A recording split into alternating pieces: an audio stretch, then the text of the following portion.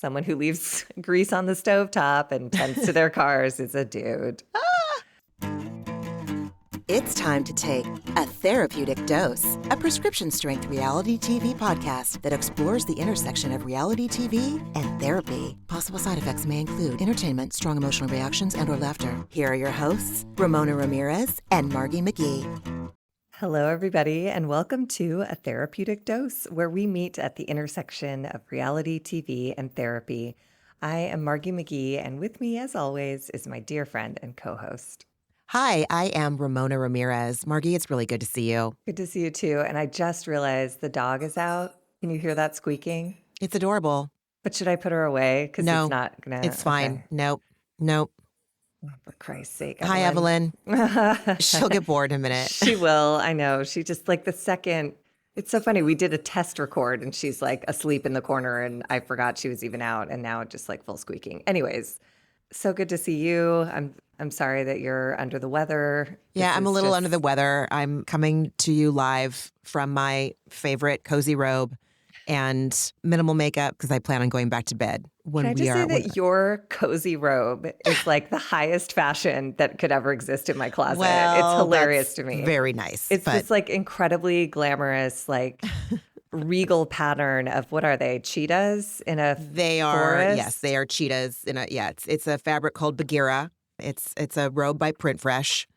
It's 100% cotton and I love it. And it has huge, deep pockets and I do feel put together in it, even though it is just a robe. So it's gorgeous because my cozy robe is like a towel with pockets. You know what I mean? This is a piece of art. Well, thank you. Thank you very much. So yes, I'm a little nasally today. I apologize. But yeah, that sickness that my kid came home with last week crept its way to me and Josh. And we usually don't get any of the things that he brings home. Thank God, because it's a lot. This time it was not, we did not fare so well. It's just a cold. It's all right.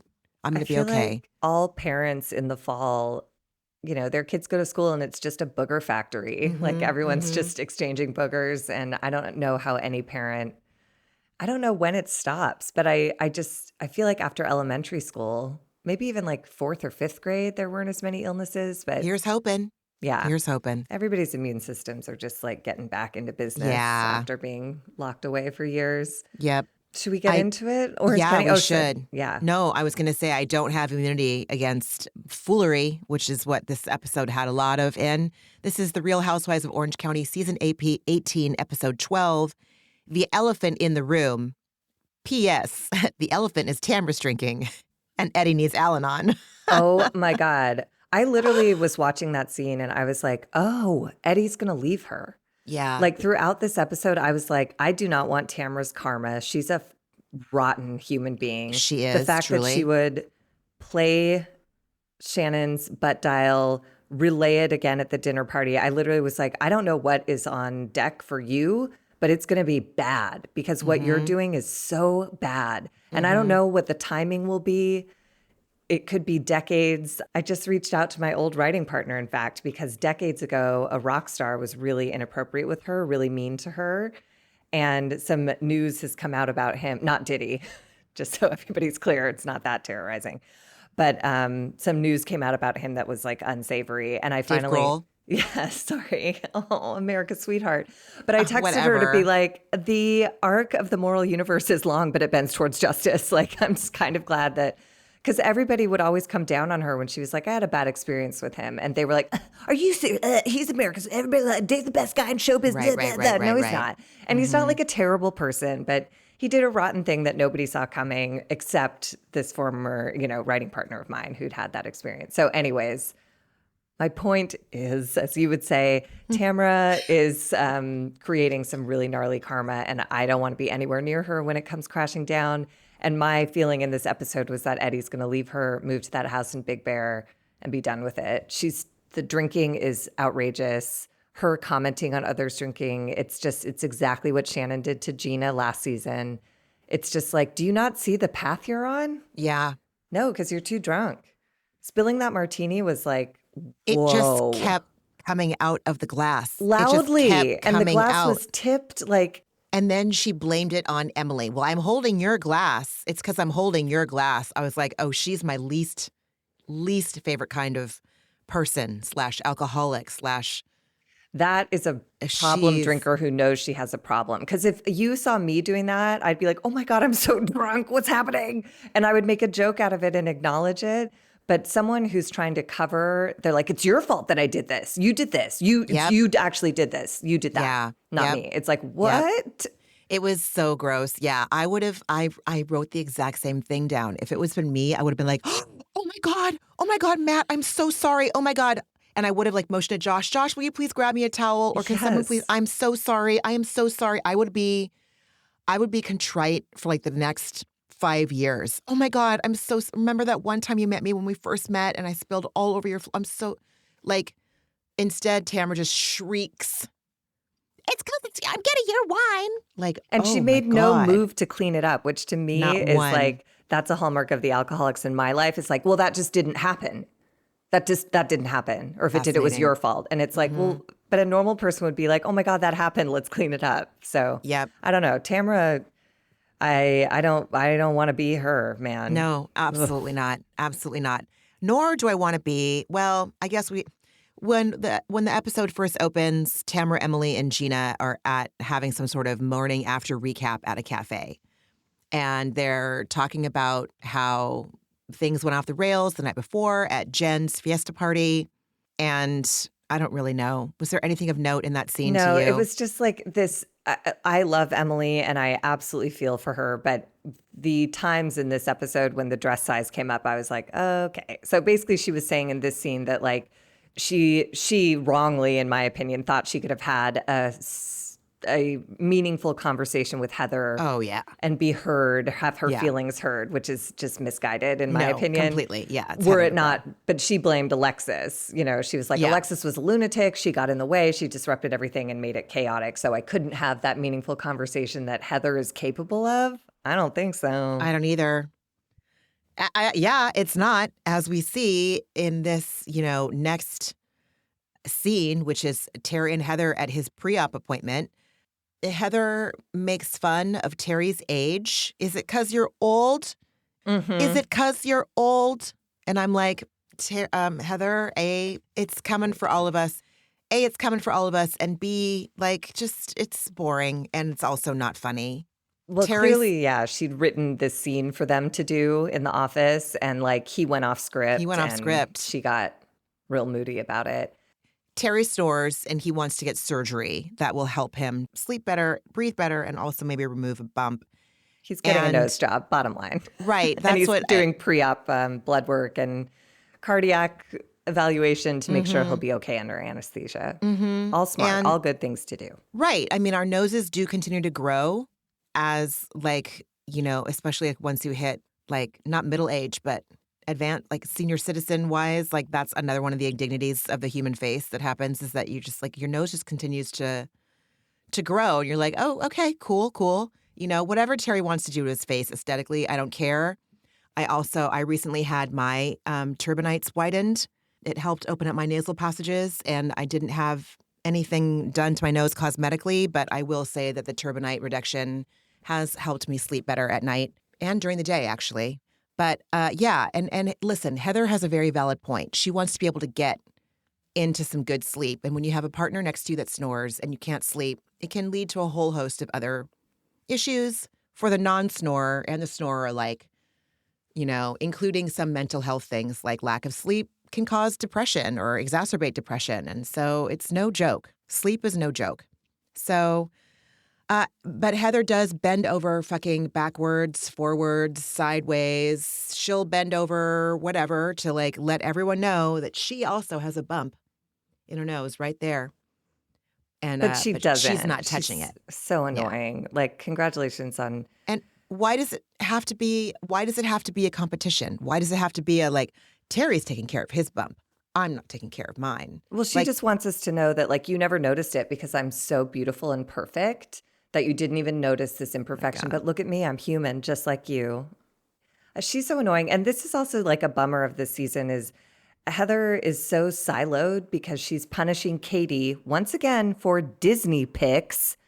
So she won't attend anything where Katie is present. And in that case, Terry is the only scene partner she has. And He looked Oh. miserable doing this. It looked like he did not want to be there, which is why I think he just sort of had it when he was like, if you're going to overtalk me, if you're going to drag me to do your stupid Orange County scenes, I have a reality show of my own. I have a thriving practice of my own. This is a pain in my ass to get my blood drawn on camera for you.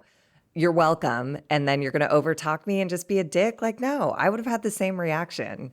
And Heather, she's not doing herself any adorable favors by scripting scenes for her and Terry separate from the housewives. You're not a housewife anymore. You're your Mm, own boring reality show that right. I really could do without. Terry's the only interesting part. It was so this whole and I made a point of not like, because I watched this episode 3 times.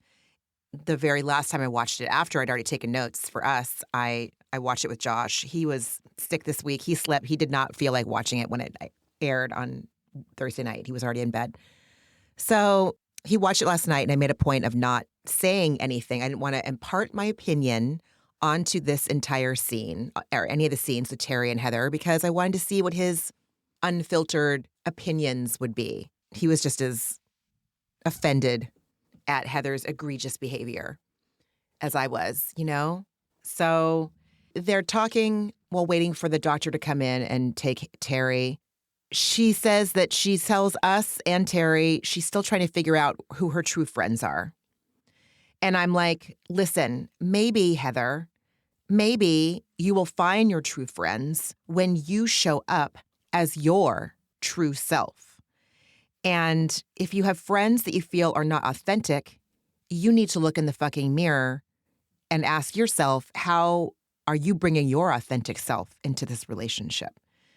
Because she's questioning these relationships where she doesn't ever make herself vulnerable or show up late or not without a piece of hair out of place. Like, she shows up as this curated caricature. And so, like, we see all of Emily pretty much.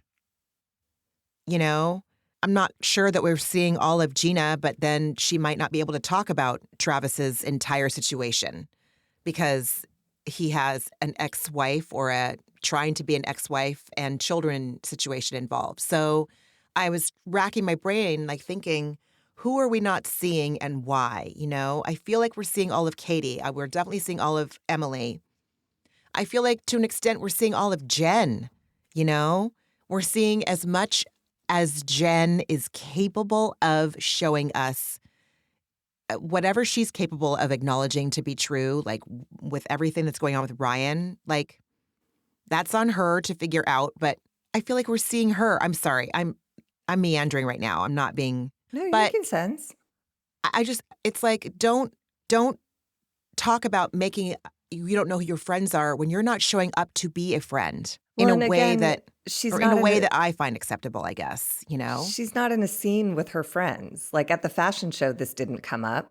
Mm-hmm. And all of a sudden she's like, I just think she's full of shit. She And is. they're not having this conversation alone. The lady doing blood work is in the room. And that also really bothered me because when they had their little tiff, I was like, oh God, there's someone else in the space. Oh my God. But I will say this episode was weird. Like, I feel like the editors were really trying to put a lot of pressure on things that in real life, I was like, is that this big of a deal? Like, I don't like Heather at all. But this little exchange with Terry, it didn't bother me that much. Like, you know, he was like, I'm done. I don't want to have this conversation anymore. And she's like, I'm done. And then they storm into that bathroom and she's like, don't admonish me on camera. But he didn't really. And he was like, well, don't overtalk me. And then she said, well, that obviously wasn't on purpose, which is as close as the, like, I'm sorry as you'll ever get from one Heather Dubrow. So to me, it just felt like a couple who's been married for like 20 plus years, like having a Right. moment. I agree. I totally agree. But I think what happened is that, like, when he's like, listen, you have a process you need to go through. You need to Yes. talk about things over and over. She got defensive. Always. And then that triggered her to, like, have her mini don't admonish me freak out. It's like, dude, who gives a shit? Like, Well, that's where Heather's doing something different and why she needs to be on the Housewives with Housewives, because what she did is produce a scene and admonishing her was not in the script. And right. so she couldn't say that if she was at a dinner table with everyone. So, but she thought she had Terry to, organize her, propaganda for herself in this scene. And he went slightly left. And what's so stupid on her end is like, he didn't say anything bad. Like the editors did show, like Gina did apologize 3 times with varying degrees of losing her patience. And that's fine. Most people, it takes a minute to actually accept an apology and move on. But Heather can't be most people. So she has to, she needed Terry to make Gina the bad guy here. And it was just the only thing good about this was I really enjoyed Heather's confessional look. If she was a normal person, I would have really liked, she had like a nice, just like a soft bend in her hair and like that navy blue slip dress with a crocheted overlay. Like it was Mesh, yeah, it looked great. So maybe that softened me. I don't know. But I was just like, this isn't the big deal that, yeah, it just sounded like a married couple fighting at a doctor's office. The curatedness, though, like the fact that it veered off of the curation that she was going for is just everything we need to know about Heather. And she's just admonish. I know. Like she can't even say like, oh my God, can you just not like talk down to me or can you not be condescending? But can you not admonish me on camera? Admonish. She's so annoying. Yeah, that is who Terry I don't think they married, like each other in real life. It's interesting. I couldn't like in these scenes. I was like, it just all read as bullshit to me, and I was just like, because immediately we go from the "don't admonish me" in the bathroom to Heather's next scene, where Terry has been scripted to say, "Help me with my robe, honey," and she says, "No, the doctor's going to put I have a heart on." Okay, so all of that stuff read like bullshit. But when he was going into surgery, I did feel like, that thing that you feel when anyone goes under general anesthesia of like, and Terry made jokes and they hugged in a way that like seemed legit. So for a minute, I was like, maybe these two people love each other, as my mom would say, in their own peculiar way. Oh, peculiar as hell. Yeah. Absolutely. So we ping to another part of Orange County and we see Jen and Ryan strolling down a street where someone hasn't picked up their dog poop and they're on their way to a place called The Vault. The Vault Men. And Margie, is this store not like fully like Dan Flashes from I Think You Should Leave? Yes. Oh my God. I'm so glad you said that because that every shirt in there was just like, oh my God. Every shirt in there was full Dan Flashes. Whole sketch. Yes. The whole scene was that sketch it was Dan Flashes starring Magda from There's Something About Mary as the shopkeeper. God, as Tanya? Yes, that was insane. Hilarious. This scene was just like surreal. All I really took from it was that Ryan tailors all of his clothing, including his underwear and board shorts. And that man has a lot of time and stolen money. He does have a lot of time on his hands. Matt, this is what what else he does is he gets his stuff tailored. He gets his stuff tailored, Matt. That's what he neglected to tell you on your patio. At the end, when they all go, and Matt's like, "So what do you do?" Oh, right. Yeah. And he tells Katie's husband, "Oh, I do all this stuff with mortgage and real estate development." No, you get your underwear tailored. Yeah, that's how you spend your days, is getting every piece of clothing fit to your body. Then we go to Tamra and Eddie, who are making tea, and Eddie is the most humorless man. I don't know. He thought he was being hilarious because there's dog bones all over the floor, and Eddie goes, "It's called having a dog." And then Tamara's like, "Oh, there's grease all over the stove." And he's like, "It's called cooking." And I was like, Eddie, oh my God. Oh my God. Living with you would be like the most boring, like library detention experience I could ever imagine. But it did make me think, because Tamara said that like Eddie doesn't clean the house, but he spends a lot of time cleaning his trucks and you could eat off his motorcycle. So later when Ryan says he's not a dude, I was like, in my experience, someone who leaves grease on the stovetop and tends to their cars is a dude. Oh yeah, that was weird. Ryan is gross. Yeah. Yeah, I wrote, gross. What the fuck does that even mean? I don't Yeah. know. And then we bounce back Eddie's and not a forth dude. between Jen and Ryan at the Vault Men and Eddie and Tamra kind of hashing out. I don't understand what Ryan meant by that he's seen by Jen's friends as a blinking red light. Did he mean a red flag, a walking red Probably. flag? Okay, Yeah. great. So Yeah.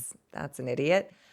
And Jen is saying that she and Tamra have made major progress since last year and they're in a better place.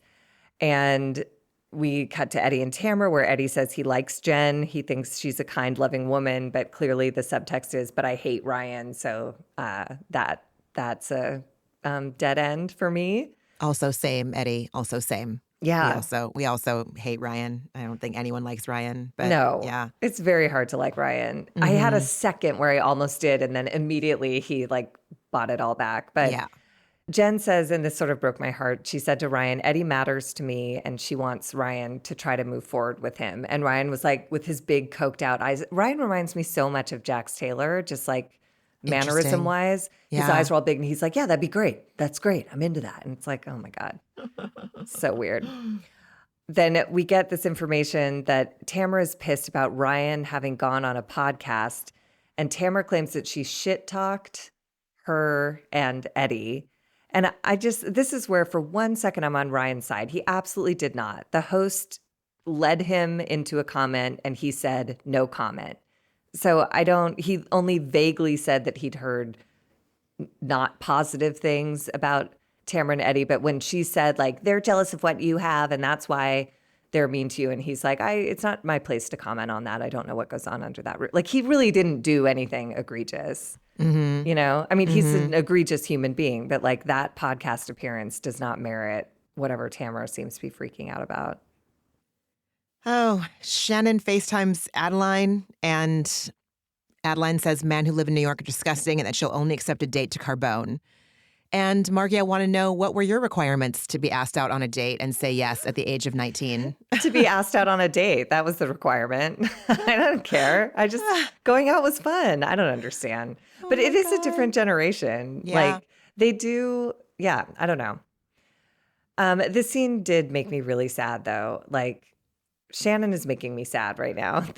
I've talked about it before on this podcast, but when people are like, why do you stay with a terrible guy? It's like, look at this episode. That's why. Because you're alone. The only person you're talking to is your daughter, which is like inappropriate. You shouldn't be talking to her about your lawsuit with your ex-boyfriend. That's weird. Right. You don't get invited to a party because like, oh, you'd be a weird eighth wheel. So you're at home with your dog and a carrot. A carrot. Like, it's just fucking sad. And you know, Shannon says, I feel as though I've hit rock bottom, but it seems as though John wants to get me down even further. I don't think I can go any lower. And then we cut to, this is again where I feel like the editors were trying to give us something that's not there. We cut to Tamra seeing the People article about John suing Shannon for $75,000. She calls Shannon, who doesn't answer, but butt dials back. Tamra, as a horrible in a demonstration of her devil nature, lets the butt dial go for the rolling cameras. But in my opinion, Shannon didn't say anything. If that news had just broken, I too would be in tears. All she said was, we need to strategize and figure this out. My emotional level is fucking panicking. I'm just so overwhelmed and so fucking tired. Like, what the fuck are you doing? Would anyone not say the exact same thing? Like, what is so scandalous, you know? The only thing scandalous is that her friend, Tamra, is willing to let this like raw moment be, you know, produced. It was just fucking dark. It was and then so Shannon dark. sees that it's the butt dial has happened and she goes, hello. And Tamra hangs up. Yeah. She doesn't even comfort her friend who's clearly like, she doesn't do anything human. She's so awful. I mean, she's scrolling through the People magazine article and like her face had an expression of positive like glee. Yes, you're right.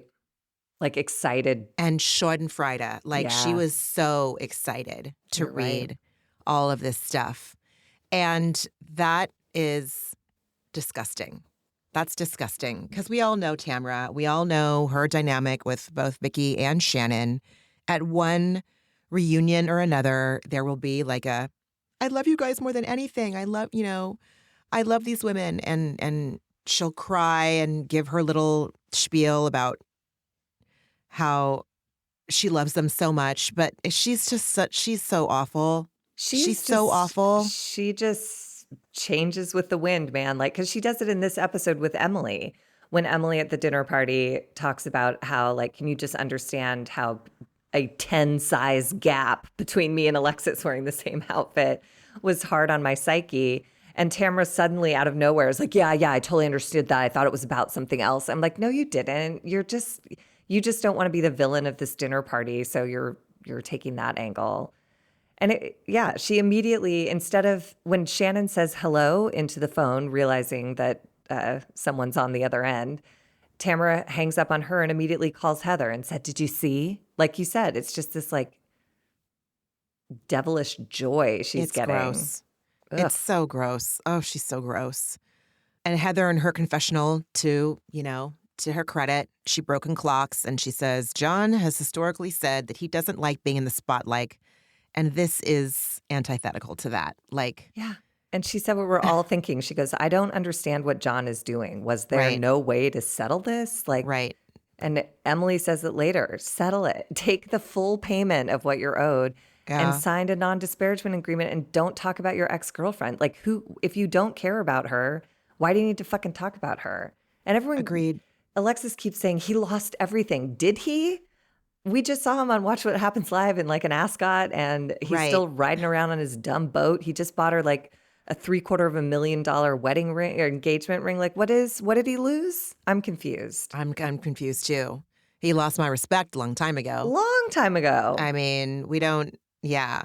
So, we go to Katie and Matt's for a hot minute. They're deciding what alcohol to serve their friends. And P.S., no one cares. They just want it to be alcohol. Shannon's not coming, so she won't be a ninth wheel. And then Gina has kid stuff, so she can't come. And she has kid stuff, yeah. And so then, speaking of Gina, we go back to her house where she's making meatballs. And Did she get paid by the fucking meatball? Like, this opening was like it was like a joke, the number of times she said, I'm making meatballs. You can have meatballs. We'll bring the meatballs to Travis. Meatball gets upset when I say meatballs because I was just like, stop it. Yeah. It's not endearing. I don't know why I hate it. It makes me hate her and I'm already in a bad mood about her. Stop saying meatball. I didn't really notice that she wasn't. I know she was in the episode for like a hot minute in the very, very beginning when they were at that cafe. But again, upon my third viewing of the episode, I was like, oh shit, she wasn't.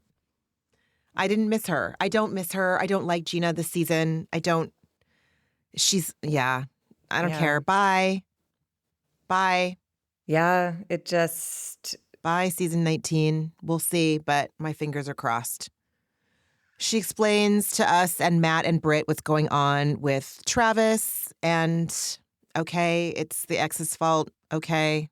No, again, it's like I almost was with her for a second. But again, she's playing the victim. She's like, I'm just frustrated because Matt's relationship is moving forward and I just want that for me too. And it's like, you can have that. Moving forward isn't always a path of ease and comfort and stability. Like, remember, again, when Travis was with you through a DUI, a child custody issue, because one of you was a wife beater and the other one is a drunk. So we had some shit to work out in the court with that. And he stayed right next to you. And like your victim impact statement, which was not easy for Gina and so admirable, but like, I don't think she just rolled into court and breezily shot that. Like, what do you think he was doing? Like, she's such a monster. And then we get this new news that just absolutely destroyed me. A year ago, the blended kids staged a wedding for Travis and Gina in the backyard. And a year later, she kicked him and his kids out. We have a new bunk bed or a new desk or something arriving at the door today. There's construction going on. This is just, I don't believe her. I'm with Travis. Like, I don't care. Have you ever heard? I've never heard of a divorce that's easy and effortless. I just saw the headline that Channing and Jenna Dewan Tatum just finalized their divorce after 7 years. That's what it takes. That's what it takes. So if you want it to be easy, that's not what this is. It's not about the ex-wife. It's about she wants her space. She's making money now. She wants stuff for her and her kids, and she doesn't want Eeyore Travis annoying her, even though, you know, You're Travis. yeah, Oh, God. she really, I don't even know what to hope for with them anymore. I guess for the kids' sake, I hope they make it. But I don't know. I just think Yeah. what she's doing is so dishonest. That's the part that bothers me. If she could just say, like, I've never had money and independence at the same time, and I need to try this. And I know I'm hurting people, but I don't see another way forward for me. But instead, she's like, it's this time it's the ex-wife's fault. Before it was space. Now it's ex. It's just like, what's the truth? All That's I a know, very good point. The truth is that your kids threw you a wedding and you participated in it and gave them a false sense of hope and stability, and then you blew it up. Gina, blew it up, not the ex-wife. You did that. That's a really good point. That's a really good point. Her. We go back to Katie and Matt's. Katie fills Matt in on the Eddie and Ryan beef. Everyone shows up. Ryan and Jen show up last. Ryan goes to hug Eddie, and Eddie says, no. Eddie walks away, and Ryan says, are you going to hide? And he says, no, I just have nothing to say to you. Woof.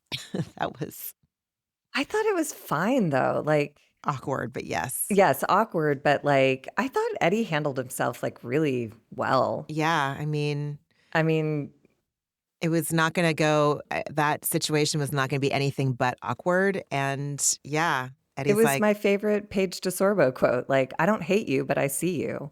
yeah. So it's like, I'm not going to fucking hug you. I'm not going to be a dick to you, but I'm not going to hug you. Yeah. Come on. Like, Yep, Ryan's yep, crazy. Yep. And That is a great Paige Sorbo quote. I You're quote it absolutely right. all the time, and I often will leave out who said it because it undermines its powerfulness. But people will go like, oh, yeah, cool. And then I'll be like, that is from Summer House's Paige DeSorbo as it relates to West, whatever. Yes. But I did note at the beginning again, like on Adult Child Alcoholic High Alert, Matt offers drinks to everyone. Tamra has a martini, and Eddie immediately orders sparkling water. And I was like, uh-oh, I feel like he knows he'll be babysitting. This is sad. Gross. Um, Oy, oy, oy. and I wonder, part of me was like, I wonder if Tamra had pre-partied. Because Eddie was so defeated already. That was only her second martini that she was sloshing all over the damn floor. Like, and they'd been there for 10 minutes. They were still standing up inside. Like, it was crazy to me Yeah, how wasted you know she what? was. I bet you anything you're right. I bet you anything. She had one for the road. She had Eddie knew it was you're going to be a right. nightmare. And so Yep. he's like, I'll have sparkling water, no lemon. No mint. He's going to leave her, no mint. I And mean, Shane and Eddie have a brief moment where they like bond over not drinking. yeah. And both of their wives are then, we cut to them in a corner just off the rails gossiping about Ryan, calling him a little bitch, and flashing back to Kelly Dodd calling Shane a little bitch. Oh my God. You're a little bitch. Oh my God. Ryan and Matt go outside. Matt makes the fatal mistake of asking Ryan what he does. And then Ryan launches into, which obviously with the editor's help, we understand that they pieced together it to fulfill their narrative, but it didn't seem like it needed, that much more fulfilling. It's like he was just vamping for his life. I just wrote, Ryan talks in buzzwords for an eternity. Development, mortgage, work from home, COVID, flip, 7 projects. Like, there's just no content. And Matt looked glazed over. He and it did. was just like, okay. He looked like he was in hell. And yeah. If you can't answer what do you do with like a pretty concise statement, then You're a bullshitter. something's wrong. Yeah. Exactly. Eddie tells Tamra to pace herself with the drinks. And I don't think I've ever been told to pace myself with my drinks by a partner. Did he tell her that? Yeah, he Oh, did. I missed that. Yeah, he's like, pace yourself. I Pace just saw him yourself. tell, which was even sadder to me, is when he approached Matt. Oh, yeah. No, to this say, is before anyone ever actually sits down. Yeah, he says, pace yourself with the drinks. Yeah, he And, looked sick. I don't think I've ever had to tell anybody, romantic partner, to pace yourself. But you're in you've been in Al-Anon. Yes, I have been. You don't do that. Yeah, I don't do that. I'd be like, wow, you're acting like an asshole, but I wouldn't, yeah. And part of the program there is like you don't count other people's drinks. And Eddie later was in that spirit when Jen was like, why are you letting her do this? And he was like, I'm not her keeper. And he said it in this very sad, resigned way of like, yeah, he's like, not that I wouldn't try, not that I haven't tried, not that I've I been wouldn't trying like to all be. night, but now I'm cold and However, tired. right, exactly. Sad. Yeah. So like we said earlier, Tamra spills half a martini and blames it on Emily because she's also holding Emily's glass of wine. And I was like, that couldn't be me. I'd be shitting myself and like spouting out multiple adult child of an alcoholic apologies, lest Matt talk shit about me to Katie for the rest of my natural born life. Like, oh my God, remember when Ramona was here and she spilled that fucking martini? I And would there do was anything the to like, saddest shot of so Tamra spilling it, then shrieking about blaming it on Emily, and then does like a kind of, you can tell she knows that she fucked up as she does like a walk toward Eddie. And Eddie's just like leaning against a wall, and the camera just catches a look at him looking at her that was just like, that's why I wrote Eddie's going to leave her and move to Big Bear. And I kind of hope he does.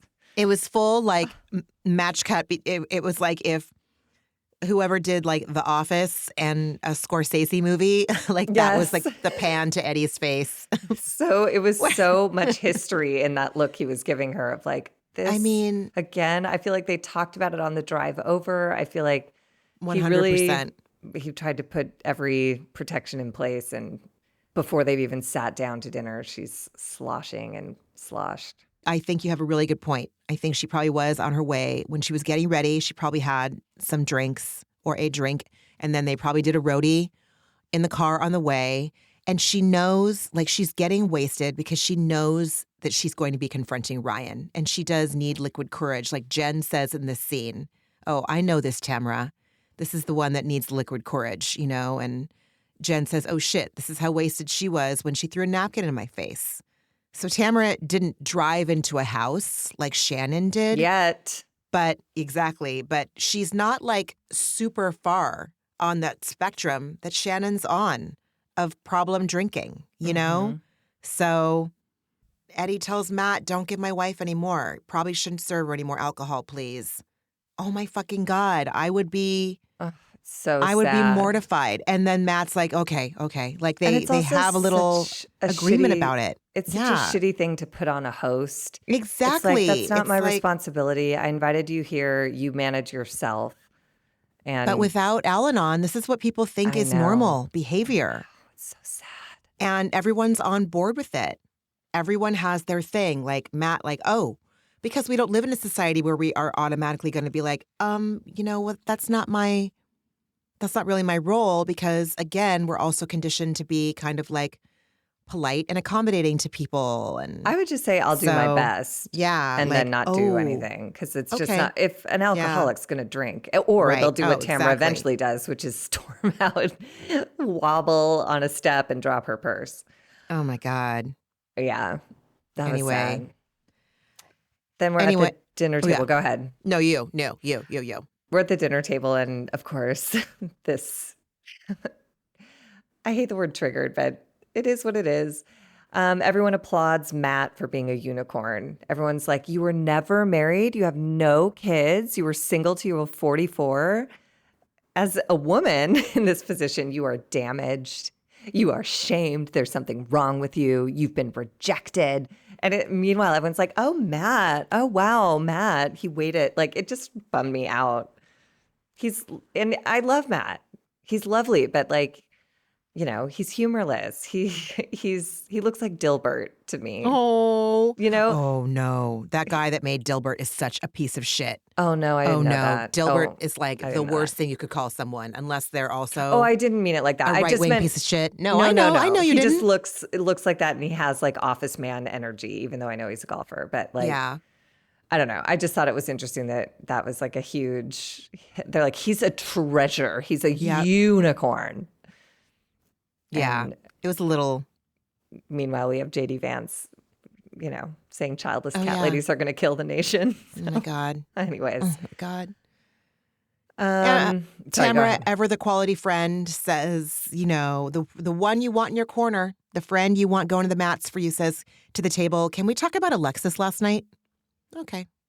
I mean, in Okay. fairness, Tamra did drive this whole scene. She's like, can we talk about Alexis? Can I tell you about the Shannon butt dial? Can we talk about the elephant in the room? Like, she literally, this scene could not have happened with Dilbert and, you know, like poor Eddie. But yeah, then we sort of rehashed the Susan B. Anthony dress sizes again. And I did I really feel for Emily. Tamra does not. In her confessional, she's like, Tamra, must be really hard to be a bigger girl here. I feel bad for her. I feel for her. I was like, you're the worst kind of person for Yeah. someone who struggles with weight and body image. You're the Yeah. worst. Because you're just like, oh, thank God it's not me. I pity you. Tamra's the kind of person that if you were like, oh my God, I'm just like not feeling super cute today. I just had one of those days where I'm feeling fat. Well, are you working out? Right. Well, I just, like sometimes I just feel better if I work out. Like, yeah, no shit, Sherlock. But like, yeah. Yes. And Emily broke my heart because she did say that she wanted to speak with Heather because she just wanted Heather to see me, And I was like, oh, that's just never going to happen. Heather's the wrong audience for that. She doesn't see herself. She can't see you. She can't see herself. No. And Nope. Emily had it right in that flashback they showed at the beginning of the episode where she was saying to Heather, when Heather was like, everyone holds me to a different standard. And Emily was like, you separate yourself because you get to be pretentious. You get to be all these things that make it impossible to get close to you or relate to you, And then, but this is just like, you can see like the mental illness, I only say that because I recognize it in my own brain when I can so clearly pin who someone is and then be like, but I want them to see me. Just Right. this one time. They could see me this one time, right? It's like, Right. no, you have her pegged. She's not open to that. She's a Yeah. pretentious, classist monster. Emily says that Alexis ruined the potential for the conversation with Heather. And like you said, I don't think I think that it was just not going to happen, period. No, Alexis was just like, she's just like a yapping dog in the mix. It's like she created a little more chaos, but that's not what's at issue. Tamra has a real thing this whole episode of like trying to make it seem like everyone's blaming Alexis. And it's like Alexis isn't that relevant. She's not that important. Shannon isn't blaming Alexis for John suing her. I'm sure Alexis is supportive of that decision because she's a bitch, but Tamra now moves on to report the details of her butt dial call from Shannon and reports all that she reports is that she was hysterically crying and blamed it all on Alexis. And I was like, that's not what happened. She was first very sane, saying we need to strategize and figure out how to deal with this. Then she went off the rails and cried hysterically as anyone would when their ex-boyfriend is suing them in such a public way. But I never heard her blame it on Alexis. She said Alexis' PR person probably put the article in People. And it stands to reason because their engagement was in People. Like that's Alexis's, it's like, when Lisa Vanderpump claims she didn't release the Lucy Goosey Apple Juicy stuff to Radar Online or it's like, yes, you did. That's what you do. Right. That's fine. But it's right. Shannon's not like blaming everything on Alexis. It's crazy. God. Oh my God. Tamra fills the group in on the butt dial and, again, just if this is what having a friend is, I'm not interested. I don't know what people like. How do these women even want to be around her for a dinner? I don't know how they want to be around her as a castmate. And she can't hear anything because Katie rightly understood Shannon's point of view, saying like, if I was in that position, having just been sued by this woman's husband and now being sued by her boyfriend, like it's hard to ignore that common denominator notion, even if there's no truth to it. And Tamara's like, no, that's not what happens. She's just blaming her. And I was like, geez, you like won't even just like live in the reality where like that could be true. Anyways. Speaking of Shannon, then we cut to Shannon at home doing a neti pot, giving an Archie a carrot in bed. And then she says, I'm alone. And that's by choice, but I'm alone. And that is heartbreaking. And I wrote, for everyone who romanticizes being single, pay attention. Everyone who's like, I just want my space. I'm like, that's what it's actually like. A couple days, great. But then it's neti pot, dog and a carrot, and like a profound ringing of loneliness. Oh, God. So, but she needs to be alone right now. And, I do feel like she's getting better. I see, even when she said, like, in her confessional that, like, it's overwhelming, there's so much going on, very quickly she was like, but I'll handle it. I'll figure it out. And we've never heard that from her before. That's true. Like, that's new. True. I was like, oh my God. Okay. We'll see what Mhm. happens with Shannon in the next, like, 5 years. I feel like Shannon and Tamra are going on these trajectories where, wait, they were both going up. Tamra's going down. Tamra's going somewhere dark. And Shannon appears like she could be climbing somewhere. Yeah. It's just, oh, God. I mean, there was all of that stuff in the blogs, just like within the last 40, since the episode aired, where Tamra had to issue well, first of all, they took down the episode of Watch What Happens Live, where Tamra goes on and was talking more shit about Ryan. So they took that episode, they took that down, probably for legal reasons, because when they came back from break, when Tamra was on Watch What Happens Live, and they came back from break, and Andy says, just so we know, nothing's been confirmed that Ryan has been talked to by the FBI or whatever. Yeah, he said nothing's been proven in a court of law that Ryan has had any affiliation with this. So, and then the episode, I believe, was taken down. It might have been put back up, but yeah, I believe the episode was taken down. And Tamra then came out with a statement. She issued a statement on social media that said, like, it was some sort of cleanup. I'm sorry, I'm too groggy to like remember what it was. But my point is that she's always having to come out and like CYA. She hasn't learned. She did not learn. I'm so sorry. Cover your ass. Oh, yeah. Okay. She hasn't learned. And so she spouts her mouth, and then she has to pay a lot of money. And if I were Eddie, I'd be like, are you fucking kidding me? So first we had to give $500,000 to Jim Bellino, and now we're going to have to give $500,000 to Ryan Bajoyan. Like, is this what you're doing to us? He is going to leave her and moving to Big Bear. He's going to Big Bear. As we speak. I hope you're he does. Absolutely right. You're absolutely right. He's going to pull that. He's going to fucking hitch a trailer to that truck, and he's going to haul his Harley. Yeah. And that's it. You can find him at the Big Bear Cafe. Yeah. Wearing some Ugg boots for men. Selling CBD. Right. He's fine. You're right. He's done. That's exactly what he's doing. Oh, shit. He doesn't need this shit. Oh, shit. That's really interesting. But it's like you're saying, until Tamra experiences any consequences that matter to her from this, it appears financial consequences don't faze her. It's shocking. Oh, but I guess ego. And she is bringing in a ton of money. That podcast is like a gold mine. It's insane. 2 T's in a pod? Yes. Interesting. It's shocking because they're both morons, but I've listened, and they're doing all these crossover episodes. I'm sure you saw the one with Ronnie and Ben and Watch What Crappens. Sure did. And they're not good. And yet they will gain more audience from that. Like, I don't know what's happening. Anyways, I don't know what her comeuppance will be, but I don't want to be anywhere near her when it happens because I feel like it's going to be violent and terrible and heartbreaking. And oh my God. I don't know who will be left to rally around her. She's pushing Eddie away. She's pushed Shannon and Vicky away. Her own daughter on camera has said, go to therapy. Yes. So, yeah. Yeah. So Tamra says, can we talk about the elephant in the room, which is Ryan and Eddie? And she says that Ryan talked shit about her as a mom. And I think that that's probably why she's so bummed. I don't know. Listen, I didn't listen to either one of these fucking podcasts. I'm not listening to Ryan on the podcast. But we heard the segments. He was on one podcast and he said nothing specific.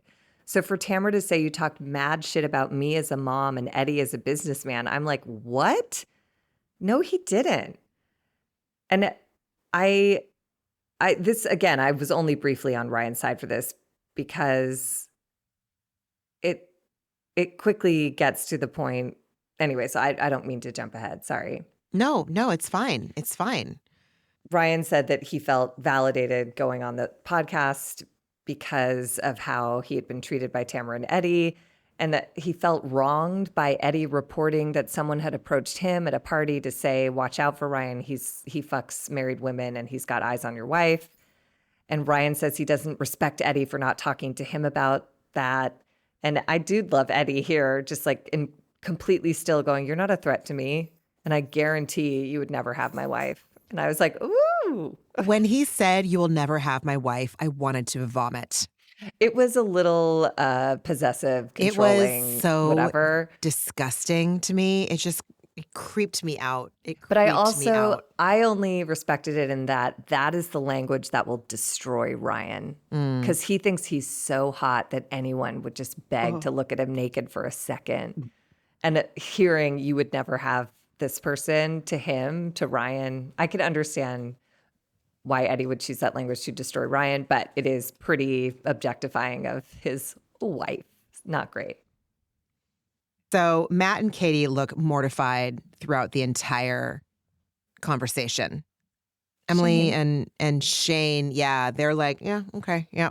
And Jen is obviously used to Tamra acting like this because she's been in the crosshairs many times before. She asked Tamra, she goes, why are you doing this? Yeah. You know, after all the work we've done to rebuild our friendship. And this is where Ryan loses me, because Ryan, I think, was in the right about the podcast stuff. He didn't rip apart Eddie and Tamra. He didn't say anything. He said the last thing I'd want to do is speculate. So on that front, I was like, great. But then he tried to pretend that he didn't make this dick pic reference.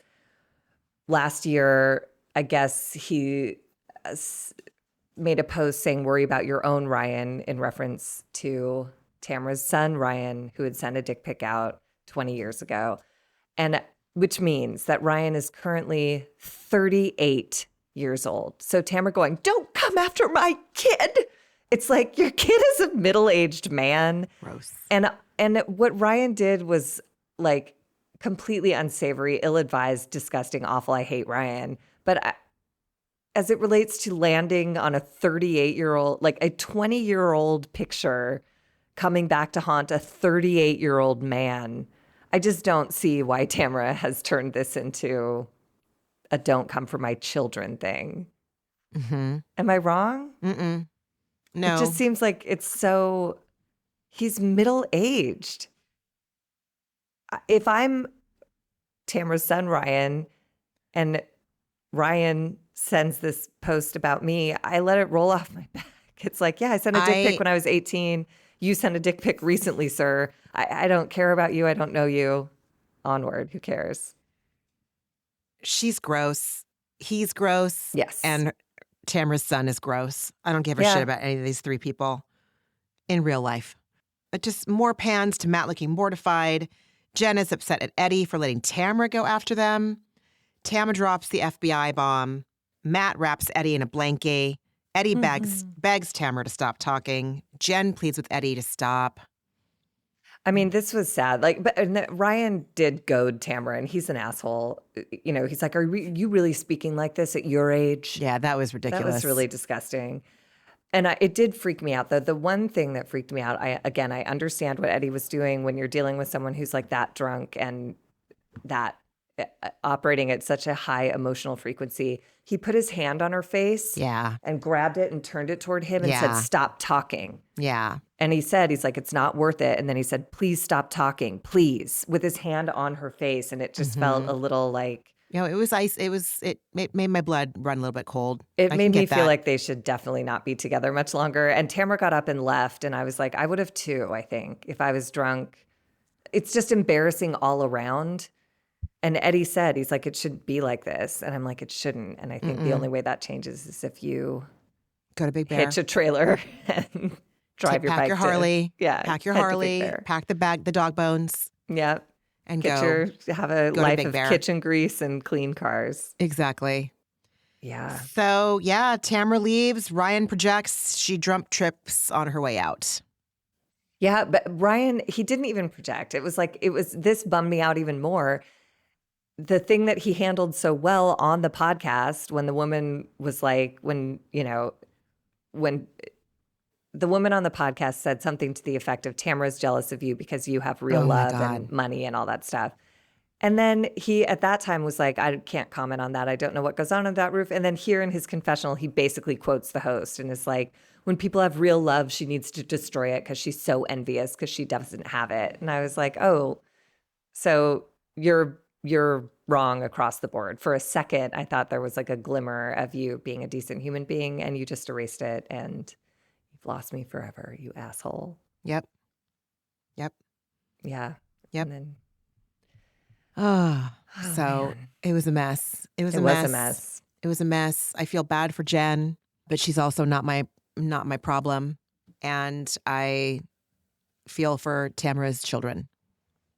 Yeah. There we go. I feel for everyone's children, Jen's children too, because Ryan Big is time. ugh. Ryan is, I mean, Her I children get, are just came out of an eviction to head into an FBI investigation. It's honestly, like, oh my with God. like the most, like attached to the most beloved athlete Mm-hmm. in like Southern California, the state of California, possibly the country, possibly the world. Like Mm-hmm. he's on the wrong side. Oh. And that is, I just can't. I don't imagine. understand all the ins and outs of it, but it can't be good what Ryan's involvement. It can't be good. The It FBI sounds like doesn't the come money, for you. No, and it sounds like if- the money stolen from the baseball player went to Ryan. Yeah, Like, that's bad. That seems real bad. it did. It did. But maybe it's an Erica Jane situation where she's like, well, I didn't know. It's not my fault. Maybe that's Ryan's defense. I don't know. It'll be interesting to see what this whole mess is. And like you said, clearly the feds are watching. If Watch What Happens Live had to take down an episode or edit out the parts that were controversial. Yeah, Tamra's an idiot. She doesn't learn. She is just a And she's masterclass. unaffected by consequences. She talked shit and got fined $500,000, and now she talks some more shit about like a case that involves the FBI. Like, you're insane. She is. You're literally insane. She's a child. Yeah. She is a child. She reminds me of the narcissist I know. I mean, yeah, she is a child, but she can't be corrected. It's like, what would Super Nanny do with her? There is no timeout step. I don't know. Like, She's taken that umbrella and she's Mary Poppins the shit out. yeah, She is out this is of a there. case I cannot solve. Exactly. What else did you watch this week, friend? I didn't have time to watch a lot. I listened to a podcast about the Golden Bachelorette, and I realized why that show like kind of moves me.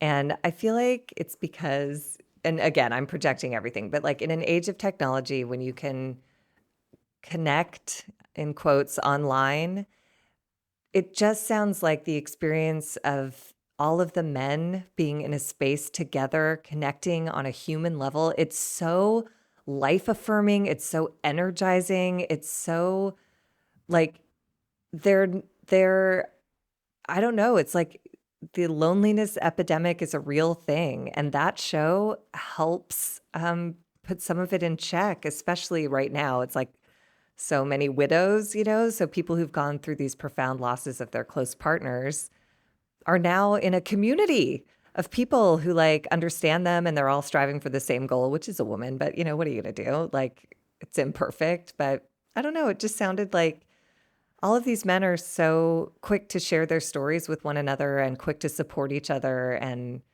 I don't know, it just made me feel hopeful about humanity for a minute. And I know the franchise is a disaster and it has so many problems, but in terms of just connecting human beings off of internet, it eliminates internet comments and all the shit that people so readily display their worst selves when they don't have to face someone. And people, when they're face to face, they want to hear what connects them. They want to find, ways to be seen and heard and understood. And I don't know.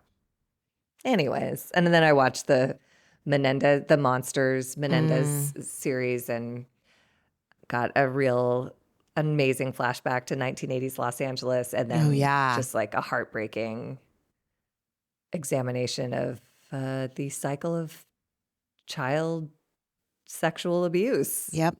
Whether or not it happened, it did happen or they read about it enough to, anyways, it's devastating. So, but so well acted. Holy fuck. Yeah. Episode 5 is like one of the best half hours of TV I've ever seen in my life. Wow. Yeah, truly. I've never, I don't know if I can watch it. That's fair. I understand why people too don't want much. to. I just can't, like, I can't. But just as like a piece of art, the writing is incredible. The casting is incredible. And that episode is like one of the most like shockingly riveting things I've ever seen in my life. It's one take. They did it all in one take. That actor talked for 35 minutes. And it's fucking, I've never not moved so much in my life. Wow. No, like it's just the craziest experience. Anyways, it's just a cool, like, whatever about the story, just in terms of like the creation of like art in a new way. That was an amazing episode. Anyways, how about you? What did you watch? So I'm late to the game when it comes to Summer House, and like it's the fucking best. And then late to the game when it came to Below Deck. And you know, when you run out of Bravo content, and you're sick, you know, you're like, okay, well, what haven't I watched? And like Josh put on Below Deck when he was sick this week, and he got really into it. And so by proxy, I did. And so then we started watching Below Deck Sailing Yacht season 8, the one that came on a couple years ago, where I know the end, but I don't know anything about any of the characters. So, or the shipmates or the yacht mates, whatever they are. But I feel bad. I feel like I need to issue a formal apology. Like, I'm so sorry that I was completely just focusing on Housewives when Summer House and Below Deck are clearly the superior fucking shows to Housewives at this point in Bravo's like zeitgeist. These shows are so good. They complete the meal. They complete the Bravo meal. Yeah. Speaking of which, the meals, Marcos from Venezuela, when he's talking about how he's like, no, I can never go back. Like, we will never know problems like Marcos knows. We will never know being exiled out of our country and you can't go back, or you will die, or you will put your family in danger. So you don't get to see your mother anymore. We don't know those problems. And I don't know the end for Marcos, but right now I just like, every time he's on the screen, I'm just like, oh my God, I fucking love you. So, and it made me want to cry when I learned about his origin story, you know, like, I can't go back. And the young whippersnapper was like, oh, why? What? Mm-hmm. Like, what turmoil going on in your country is making you not, like, holy shit. I remember listening to what was going on with Venezuela. You know, like, I would be driving Leo around while he was taking a nap, and I would be listening to NPR, and I'm like, oh my fucking God, this is awful. People are starving.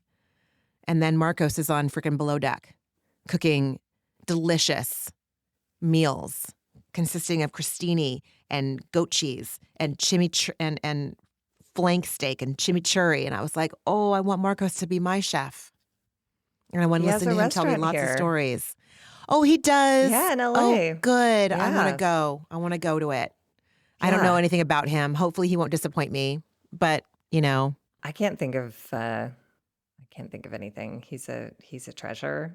He seems like a real treasure. I really love the Below Decks. I don't know why you would sail as opposed to going on a boat that won't tip over.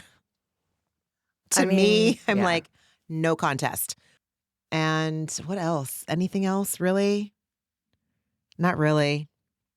Below Deck is fascinating because people who wind up, at least with like long-term careers in yachting and sailing, they generally come from trauma.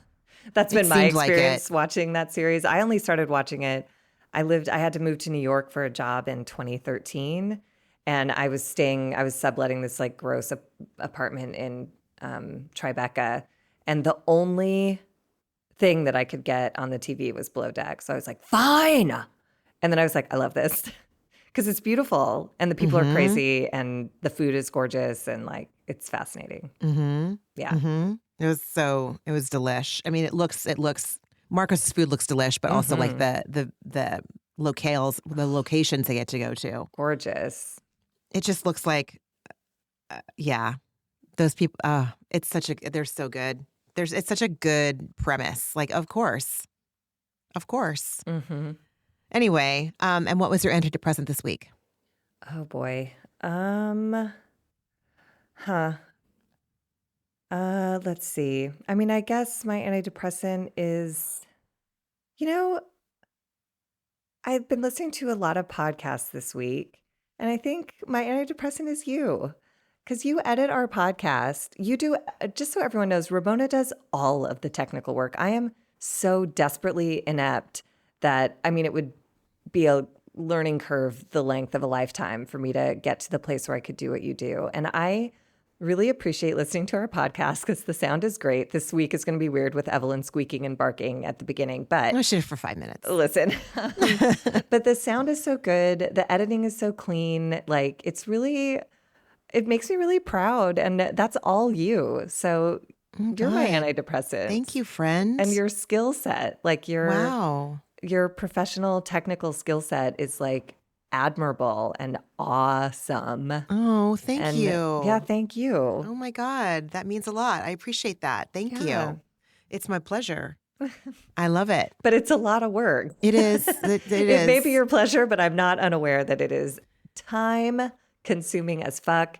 And you are a detail oriented person. So I know it's not just like, anyways, I appreciate you. And you're my Oh. antidepressant because I love listening to things that don't make me go like, what? I Why know, does me one person too. sound like they're, overseas and the other Yeah. person sound like they're in my head? Well, thank you. I appreciate that because I'm always like, oh, I could have done. Oh, I could have done. Oh, that didn't. Oh, yeah. But you're right. Yes. Oh, well, thank you. Thank you. And how about you? What was your antidepressant? This week was, like Leo was sick and then he finally went back to school on Tuesday. And then Leo had a respiratory, he had like a cold, and then Josh and I got it. We rarely catch the stuff that he has that he brings home, but we did for some reason this week. So I wasn't feeling great, but my friend Lee and I, one of my best friends up here, we had plans to go into the city on Friday night to go to this party at a Claire V store. Claire V has a store here, and some of Lee's friends, or one of Lee's friends, works there. And so we were going in for this party, and usually going into the city is like a fucking slog. And it has to be like something real interesting to get Lee or I to make a plan to go, especially because we don't want to drive when we go to the city. So we take the ferry, but then you have to like not wear a super cute pair of shoes because you're not going to walk in your heels from the ferry building to Hayes Valley for a party. Anyway, my point is I woke up on Friday and I was like, I don't know if I'm going to feel up to going out to this party tonight, but I really want to go. So there's been like a massive heat wave up in Northern California this week. Like it was like in the high 90s in Oakland, and it was in the low 80s in San Francisco, of all places, right?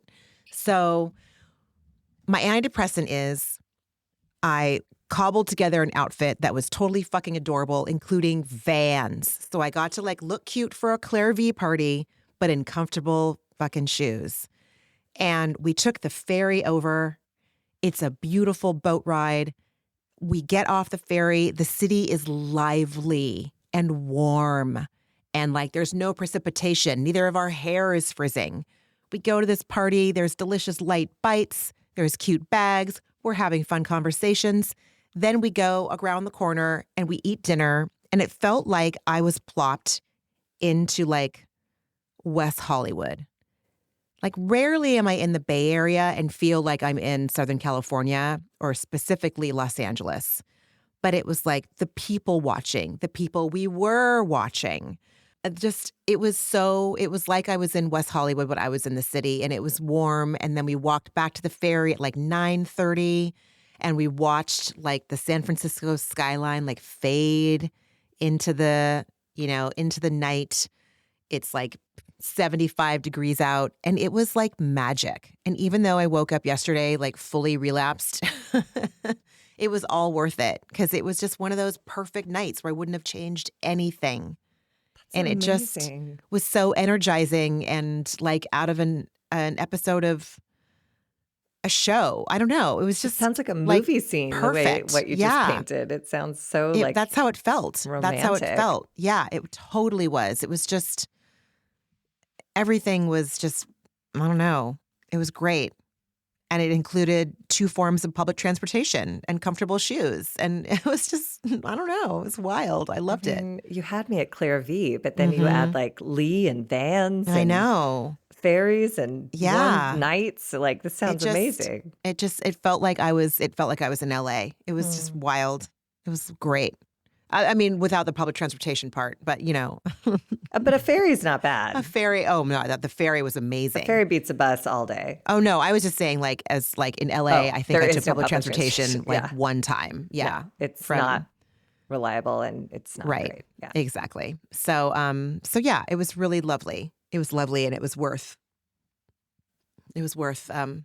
the respiratory relapse I took yesterday. Who cares? Anyway, everyone, thank you so much for listening. If you could be so kind as to rate, review, and subscribe. We are independent content creators, and it really means a lot. The reviews and the ratings mean a lot. And pass on the podcast if you know of anyone that would be interested. And if you'd like to reach us, you can do so at atherapeuticdose@gmail.com or find us on Instagram at A Therapeutic Dose. I have to just say, I wouldn't be me if I didn't say, like, I feel like the last 2 episodes, with the exception of the egregious Al-Anon stuff that came up in this episode, I feel like a lot hasn't been triggering my, like, stuff I've worked on in therapy. Or maybe it's just that I see it. So I don't know. I just that's what I'm on the lookout for still. I'm not just here to bash on Heather Dubrow every week all the live long day. It's good. I'm glad you said that, because I think maybe sometimes I lose focus as well of the thesis of this podcast, because sometimes it is just overwhelming how much Heather Dubrow and Gina like creep under my skin and give me emotional scabies. Me too. But yeah, so like I think I just got a little insecure, like, oh, I don't want anyone to think that I'm not like focusing on therapy stuff. It's like these are the things that I do talk about people like Heather Dubrow that I encounter in my real life. I do say, like, you don't have real friends because you don't show up as real. Like, that's something I've learned in therapy. It's not just, a straight up hating on Heather Dubrow for sport kind of a thing. And again, it's like, if we're having any emotional reaction to these strangers, it's because something very personal is being activated. So I don't know Heather Dubrow. I wouldn't have a word to say to her. If I ran into her, I don't really care. But clearly something about her behavior, her elitist nature, the way she separates herself from fat people or poor people or less cute people or whatever, like, that attitude is not unique to her. And I've encountered it in places in my life, and that's what it's about. So it's, just holding up a goddamn mirror. Yep, holding up that mirror. Yeah, holding up that mirror. However, ours, unlike Ryan's, maybe just from his looks, don't have cocaine on them. My God, his eyes are. Either he has like a thyroid illness or there's a stimulant in his system of some sort. That makes hella sense. All right, everyone. Have a really great week. I will be back next week without this cold, hopefully. Yeah. I don't know. Yeah, take care of yourselves. Take care of yourselves. We'll talk next week. Okay, everyone. Bye. Ramona and Margie are obviously not doctors and do not provide medical advice. Their content is intended to be used for entertainment purposes only. It is not intended to be, should not be interpreted as, or used as a substitute for medical advice or a diagnosis of any health or fitness problem, condition, or disease, nor a recommendation for a specific test, doctor, care provider, procedure, treatment plan, product, or course of action. My mom isn't a doctor.